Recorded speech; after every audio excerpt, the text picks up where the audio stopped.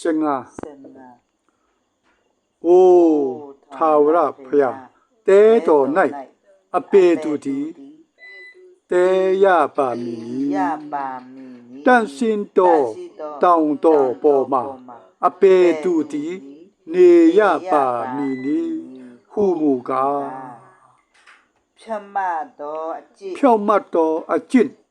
တရားတော်အမှုကိုပြုကျင့်၍တစ္ဆာတရားတစ္ဆာစကားကိုစိတ်နှလုံးပါလက်ပြောထတော်သူတပါဤအာတရေကိုပြတ်စေခြင်းကပြောဆိုခြင်းကိုနိဆက်ဆိုင်တော်သူဤအကျိုးကိုปิดมาခြင်းကိုနိဆက်ဆိုင်တော်သူကိုလည်းကဲ့ရဲ့ခြင်းကိုရှောင်ထတော်